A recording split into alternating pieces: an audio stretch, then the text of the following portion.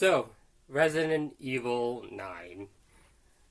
Yeah, so Resident Evil 9 drops today, and with that means that we will be seeing probably some familiar faces and some probably new stuff happening.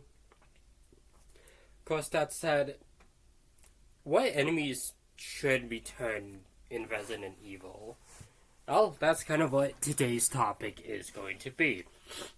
In today's video, I will of course be picking 10 B.O.W.s that I personally feel should return to Resident Evil 9.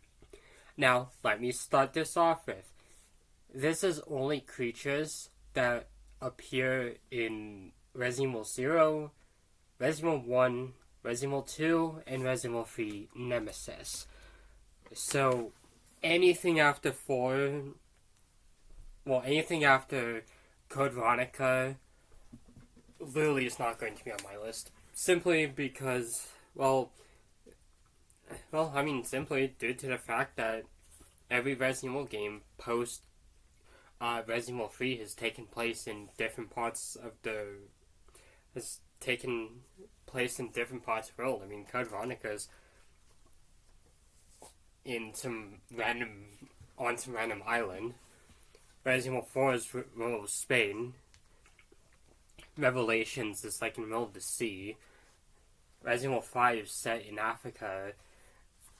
Resident Evil Revelations 2 is set on some random island. Resident Evil 6 is, set in like either Eastern Europe, China, or a small US town. Resident Evil 7 set in some swamps in the US. Resident Evil 8 set in, probably, somewhere in Europe. And of course, there's definitely a lot that, there's definitely a lot of enemies being left out, but that doesn't mean that they couldn't return in the future game. But considering that we're going back to Raccoon City with Resident Evil 9, it just makes sense to really limit who should appear. So of course, let's just get into the video, and of course, as always, this will be doing my best to avoid spoilers. So if you've not played the game yet, don't fret, because I have not either. Because at number 10, we of course have, the Tyrant. The Tyrant made its first appearance in Resident Evil 1. It has since then been in several Resident Evil games, such as Resident Evil 2 as Mr. X, 3 as the Nemesis, and of course the prototype Tyrant in Resident Evil 0. The Tyrant, is the ultimate life form, and probably one of the more freakiest enemies in the game. So having this guy stalk you throughout Resident Evil 9 would generally be really creepy. It also could make sense that maybe the Tyrant survived the original blast in the mansion, or mutated more. Who knows? I mean, again, this video is just speculation and for fun, but a Tyrant appearing in Resident Evil 9 would generally be really freaky, and I'm all for that. At number 9, we of course have the G creatures from Resident Evil 2. The G creatures were made from the G virus once it had an outbreak within Raccoon City. These guys are very fun. You encounter them at at quite a few points in Resident Evil 2 in its remake. And considering that Resident Evil 2 is still set in Raccoon City, it feels like maybe these guys could also appear. Hopefully so, because these were one of the freakiest enemies in the game, and generally were horrifying to encounter, especially on the harder difficulties. Next up, we of course have the Ivies from Resident Evil 2. Another creature from Resident Evil 2. The Ivies were, giant plant monsters that took over human hosts, which really makes them creepy, to be honest. The fact that a human could just be absolutely devoured by a plant, and the plant acts as the host, I think that's really cool. And you find these guys very late in the game, and they're quite a heap of trouble to deal with. Next up, we of course have web spinners. These guys I only know of being a part of Resident Evil 1 and Resident Evil 2. I don't remember if they're in Resident Evil 0, and I don't know if they're in Resident Evil 3. But the web spinners, well, they're interesting creatures. They're giant spiders. So I guess this is something that you could probably find in Pokemon World or Australia. But the web spinners themselves are a terrifying enemy, especially if you have arachnophobia. And mutated spiders are already creepy, but spiders that survive the nuclear blast are even more creepier. And it generally could bring a lot of speculation into what might be haunting the remains of Raccoon City.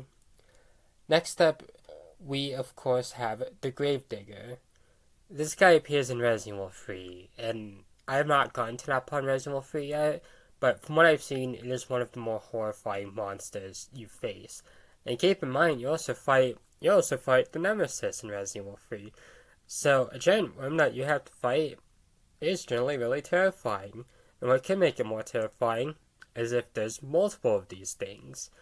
Because, well, it's Resident Evil. The T-Virus could affect anything, and nuclear bombs probably just won't even kill half these things. Then, of course, next up, we of course have the Hunters, who made their appearance in Resident Evil 1, and who've been in several Resident Evil games. Hunters are absolutely creepy. They're really tough and kind of a pain to fight, and it would be cool to see Hunters again. The last appearance was technically in Resident Evil 3 Remake, but the last chronological appearance, I want to say, was in Resident Evil Revelations.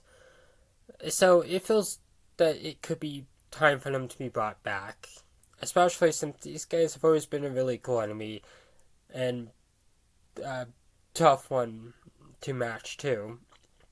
The next step is of course the Chimera. They've only been in Resident Evil 1, which is such a crime. The Chimera were in Resident Evil 1 and they were basically made from bug DNA inserted in human embryos. That's really horrifying to think about. When you think about it, this game's like really creepy with the stuff that it talks about. But I think it really adds to the horror of this game. The Chimera you encounter very late in the game, which is kind of unfortunate because these are probably one of the coolest enemies within the series, but they're just so underused. So, these guys weren't in Raccoon City, but were in the Arclay labs. The Arclay labs do feel close enough to Raccoon City that potentially there could have been a few of these guys running around, or at least transported into the city. Next up, you of course have the Cerberus, which more likely probably will be in this game, because most Resident Evil games have had dogs, and this would be absolutely horrifying to see again. They've done extremely well with the Cerberus, especially with Resident Evil 4 and 5, when they're now infected with the Lost Plagueis parasite. So, hopefully we'll see them again in this game. Next up, we of course have the Crimson Heads. These guys only appeared in the Resident Evil 1 remake, and are absolutely terrifying. The idea that a zombie can just magically come back to life and chase after you is horrifying, and the only ways to avoid this is by destroying the head or using kerosene. Although, ammo is limited in Resident Evil on the harder difficulties. Same with kerosene, so you gotta pick and choose who you want to destroy and who are fine with coming back, once again. And of course, a quick honorable mention is of course the Fog from Resident Evil 0 and the Bugs from Resident Evil 0.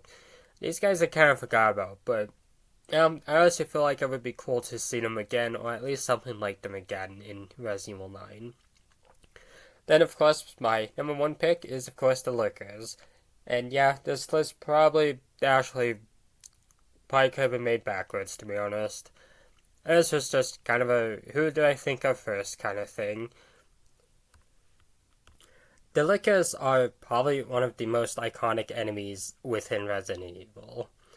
They first appeared in Resident Evil 2 and have appeared in several games since, and well, they're terrifying. Like, they're absolutely one of the most terrifying enemies, and the lore behind them, with the fact that they're mutated zombies, is as equally horrifying.